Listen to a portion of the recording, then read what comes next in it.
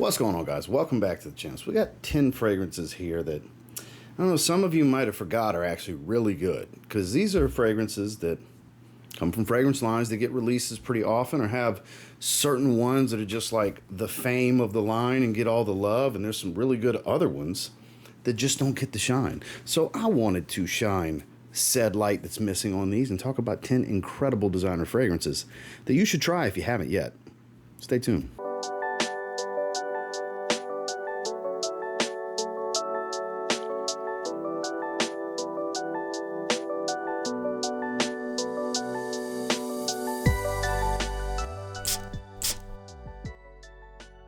You know, I bet a lot of you forgot that EDT is great. Yves Saint Laurent EDT, now this is the old formula. The new formula, the only difference is they tone the aldehydes back just a bit. They raise the vanillic sweetness just a bit. That's the difference. I have compared years ago at this point, I think it was 2022, I compared the new version of EDT versus the old. Not a huge difference, okay? Very minor. It's a reach looking for stuff. But aldehydic, citric, a little fruity, clean and musky, fresh and spicy, mainly clean and musky, even a touch aquatic, on the synthetic side, a little sweet. A lot going on here. Out in the air, beautiful fragrance. Great sillage, high compliment factor type of fragrance. And I think those that talk about it being a weak performer are experiencing some nose fatigue. I mean, that's most of the time the case. I've always gotten around 6 to 8 hours, usually around that 6-7 hour range in longevity of what I can detect out of it. And it screams off my skin for like the first hour to hour and a half. I've gotten many compliments with this, and the little bit of a dent that I've knocked out in this bottle. This is some really good stuff. You could wear this as a signature scent year round. The EDP has always gotten more love. The Le Parfum, admittedly, I agree, is the best of the line. You know, it's an enhanced version of this, honestly. It's this profile, but deeper. You know, but it's easy to forget. It's easy to forget. A lot of people even like what I deem to be a disappointment, Elixir. The EDP Intense was actually a very well-rounded fragrance. Like, it's a great fragrance line if you like the DNA, but this is where the DNA started. People seem to forget that you don't get the other ones without this one. It's EDT. We all talk about Profumo being the GOAT. Most of us anyway. Overwhelming majority of us feel that way. The Parfum got really close. Absolute, famed underdog of the line. The Profondos speak for themselves. It's probably the most famous of the bunch, the most flankered in the line. But I bet you forgot Acqua di Gio Eau de Parfum was an absolute banger of a fragrance. This does smell like a higher oil concentration version of the original, which the original is still, for most people, the all-time greatest compliment getter they've ever worn. Even to this day, let me spray this bottle right here of the original Acqua di Gio, and my wife is going to tell me over and over and over how good I smell. Oh my God, you smell amazing, because it's just what it is. So this has that original aquatic green citric smell. The orange is dialed up a little bit. The greens are enhanced. It is an overall denser fragrance. It doesn't really add any spice to the greenery. It's not super aquatic, but it does smell like Acqua di Gio, just a richer Acqua di Gio, like Acqua di Gio EDP should be. Great performer too. Those of you that seem to get less than performance, or at least you feel like you're getting less than performance with the original EDT, the EDP is the solution for you. I think this is probably the closest tied to the original scent profile, just a better performer overall, a richer version of that. So if you like the original and you want the performance, check out Acqua di Gio Eau de Parfum. Now this is the one I was mainly talking about with, there's a particular fragrance in this line that's famed. Narciso Rodriguez, for him, Bleu Noir Eau de Parfum gets all the love. And look, very utilitarian, super versatile, do-it-all Swiss Army knife fragrance for men. Really is. It's kind of goated at this point. But if you like Iris, the Parfum is one of the better designer irises to ever come out. You can see that little bit of a dent in there. Suede leather, cardamom spiced. It's, for those of you that like Dior Intense, if you dial the sweetness back, crank up spice, enhanced leather, you get that. Because it's mega powdery. It's a mega powder bomb. It's so good. It is so good. Any of you designer iris fragrance lovers, and I always specifically say designer because it's not natural iris, it's a synthetic fantasy iris note. They're just powder bombs. They don't have the earthiness and the high level of dry waxiness Sometimes they have the waxiness, but they don't have the earthiness of natural iris. These powder bombs, though, some are really, really good, and this one's really, really good. A lot of depth and character here. Can choke you out with not a lot of sprays. This is actually underappreciated for how freaking strong this fragrance is. My God. So good. Yeah, it's redundant in the family of the ones that smell like Dior Homme Intense, Valentino Uomo Intense. Insert name of that fragrance, Le Male Le Parfum.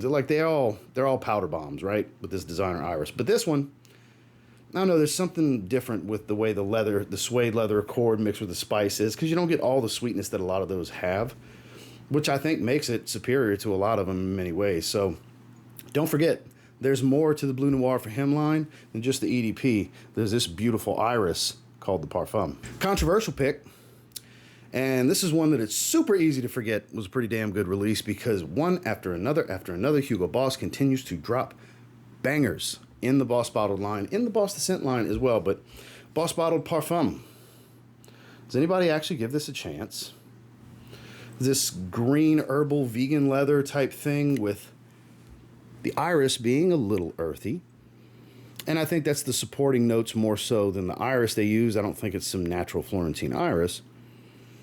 But this is actually really good. Just a little bit of spice, earthy floral, and then this vegan leather accord, this green vegetal type of leather accord they created for this. That I could see where not everybody would be a fan of, but I think this is just such an interesting fragrance.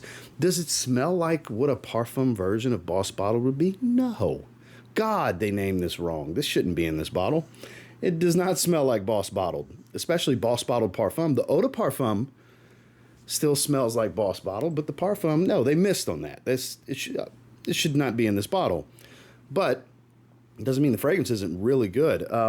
The problem is, following this was the Elixir, Triumph Elixir, and then now, what's my favorite, the Absolute. I haven't tried the Absolute yet. That came in the mix too, but Absolute, the newest one, oh my God, that's amazing. This is underappreciated. This is actually a really good release, and if any of that sounded good with the way I described the accords and what you get, you might want to give it a try. It's actually really, really good. This is what kind of, to me, kicked off this run they have been on with the releases in this line. And it's a beautiful, sleek bottle. Piano black finish with gold letters. We got Boss Bottled Parfum. I just realized we're kind of on a run of iris fragrances. This is iris fragrance number 3 in a row. I like iris, what can I say? And there's some in this line that have really overshadowed this. And without this one, you wouldn't have those. And we're talking about Gentleman EDP Boisé. We're talking about Gentleman EDP Reserve Privé. We're talking about Gentleman Society. We're talking about Gentleman Society Extreme, my personal favorite, without Gentleman Eau de Parfum. We don't get those. Without this creamy, balmy powder bomb, sweet, another one in that family of Dior Homme Intense, but this isn't loaded down with suede. This isn't full of spice. This is creamy and balmy sweet with that powdered iris. More of a creamy orris butter type of smell than anything waxy or makeup smelling. This is so good. This is a must for any of you that like the line or any of the fragrances from this line. You owe it to yourself to try this fragrance. I'm not saying you have to have it. There's going to be redundancy because they all tie into one another. Without this, we don't get those. Because there's an argument for it being the best one.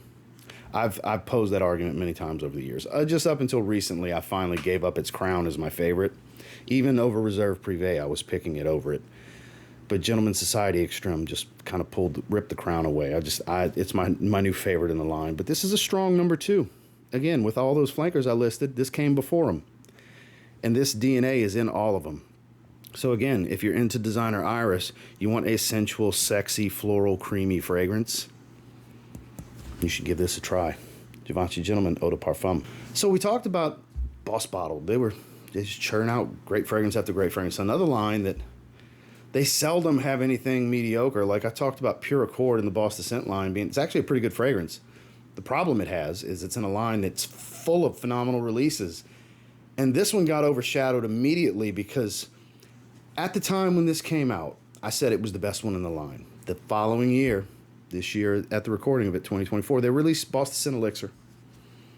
I think that's unquestioned that it's the best for the most part. But Boss the Scent Magnetic, it's still the second best one in the line. A lot of people would pick it as their favorite. So, what's different about this one? I have this brand absolute note. What does it remind me of? It reminds me of if you've ever walked in a wheat field. You ever been by a wheat farm, a wheat field, anything, and walked through that dry, whole grain type of smell? It's difficult to describe, but that smell is in here with a little bit of fruitiness. Obviously, it's got a woody nuance to it, and it's a touch ambery. It's that simple. I don't really get a lot of spice or anything. That Manica fruit is ever so present, the signature note of this line. It's even got a little touch of vanillic sweetness to it, just a touch.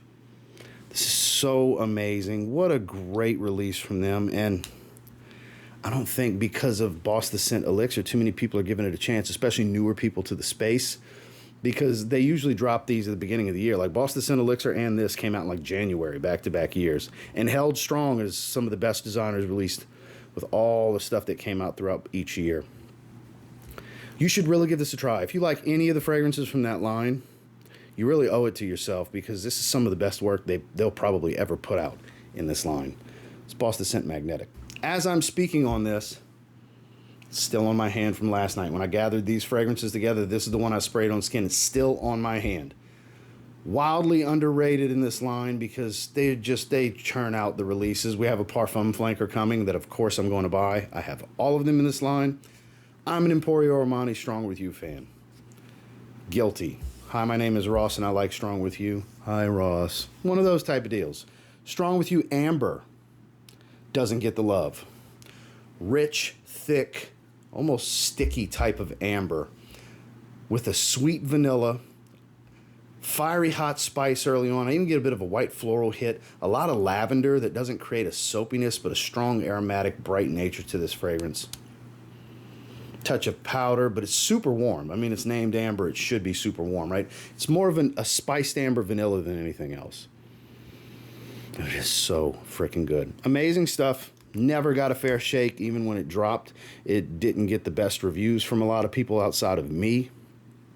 I think it's a great addition to the line, honestly, but I feel that way about literally every single one they've released. Maybe there's bias because I just love the DNA so much. Because they flanker this line properly. All of them tie back to that sweet, spicy, roasted chestnut DNA of the original. They always tie back to it. They flanker correctly. You're supposed to twist and manipulate, not recreate and shove it in a bottle. Boss Bottled Parfum, Boss Bottled Elixir, Boss Bottled Triumph Elixir, Boss Bottled Absolute. None of them smell like Boss Bottled. They're all amazing fragrances, but they don't smell like Boss Bottled. This still smells like Stronger With You.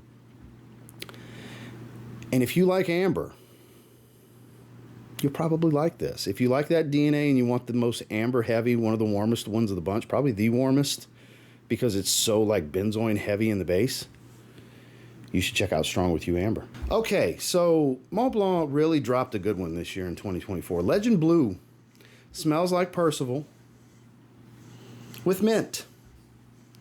Smells like Fierce with mint, basically. See, people seem to forget how good this is still the best one, in my opinion. Legend Eau de Parfum, I think still the best Legend. It's smoother, it's richer, it's actually a little bit fruity. It's got like this red apple smell to it. I don't remember if that's in the notes. You got violet leaf to give it a little bit of freshness. Kind of brighten things up, if you will. It doesn't really make it aquatic or anything, but you still have the musk, spice, and woods of the core DNA. It's just smoother. It's not as scratchy, sharp, and synthetic. It doesn't have that edge to it that the EDT versions of this DNA have. It's smoother. They raise the oil concentration. It's very well-rounded. It's a full-bodied type of profile. It's a pretty good performer. I think you could wear it in the cooler weather during the day, but it's great in the evenings year-round. It's that simple. Not a whole lot to add on beyond that. If you like anything in the Legend line and you haven't tried this one yet, in my opinion, you're missing out on the best one in the line. And that includes the discontinued Intense that came out years ago that most people hold in high regard. Yeah, I have it, and I think this is better. Legend EDP. Now, they have changed the bottles, but they did not change the fragrance. Polo Blue Parfum. Best in the line? I think so. But people seem to forget that before that came out, at least in my opinion, the best smelling one, yes, over Gold Blend, Because Gold Blend is a very interesting fragrance. I get it. But as far as true to the original's DNA, the best smelling one was Ralph Lauren Polo Blue Eau de Parfum. People seem to forget. Still has that watery cucumber smell. The greens are enhanced. It is a bit more aquatic than the EDT. It's longer lasting. It's not as bright. Performance is not its strong suit. Never has been. I get 6 hours of longevity, but it's not a loud fragrance. It's sitting close to the skin after about 45 minutes to an hour. It's not super loud, I know. But if you're not the performance whore type and you can enjoy a personal wear type of experience, you're a less is more type of person. Maybe you don't like the super loud screaming fragrances. That's who this is for. This is another one that's very utilitarian. This is a great fragrance. Give that a little spritz and sniff on it. It smells too good for me to sit here and talk about it and hold the bottle and not smell the damn thing. It smells that good. That's why we're talking about it. Just makes me happy, right? How could you not want to try something that makes you happy? I mean, you won't know if you don't try it, right? Give it a shot. They're so cheap today, too. You still see these older bottles. This is a 4.2 ounce bottle. You probably get this for $40-45 from discounters. I haven't looked. 75 ml is even cheaper. Tester bottles that come with a cap for under $50, the big bottle. If you like Polo Blue, you're going to love Polo Blue EDP. Just know, historically and for most, not a strong performer. But it smells really good, and it has use in everyone's collection and fragrance wardrobe, in my opinion. Polo Blue Eau de Parfum. Last but not least, we're back to Mont Blanc. Mont Blanc Explorer. Hype beast and a half, especially like 2018, 2019 through 2022 range, whatever it came out till about 2022. Over the top love and hype. Now, this flanker came out, and I feel like I'm one of the few that really thinks it's good. And it does smell similar to Santal 33, which I can't stand. I don't like Le Labo Santal 33. I never have. Weird, right? It's a niche iris fragrance that I just don't like. I've tried and tried and tried more than a handful of times. I just don't like it. I tried to get it to grow on me. I don't. This has some similarity to it, but it's more about balmy woods and resinous smelling woods. I don't know, it's just something about it. I like this way more. It's way cheaper, and it does kind of smell like it. It's almost like Diorum 2020 meets Santal 33. It's Explorer Platinum. Underrated release in the last 2 years. And it's cheap. If you like woody fragrances, super woody dominant, wood forward fragrances, probably like this. It smells so good. Again, I always get that relation to Santal 33, and it almost makes me chuckle every time. It's like, I can't believe I like this fragrance, because I get the obvious similarity to a fragrance I can't stand. But the twists and manipulation that make it its own fragrance is what, I guess, does it for me. Even has a little bit of an iris smell to it. Again, Santal 33, without having the iris. This is good stuff. This is everyday signature scent type of stuff. If you like slightly drier, warmer, creamy meets resinous type of woods. That's basically what it smells like. And it's a good performer. 6 to 8 hour range. Easy in longevity for me. I think it's just right. Any of you that like woody aromatics, you should absolutely try Mont Blanc Explorer Platinum. Well, that was the 10 I wanted to cover with you today. Underrated, underappreciated. I wanted to shine a little spotlight on them. If you want to check them out, they're linked down below.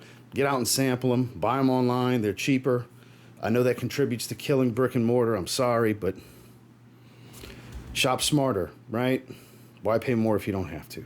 So thank you guys for watching. Make sure to like, comment, subscribe before you leave. I'll see you in the next one.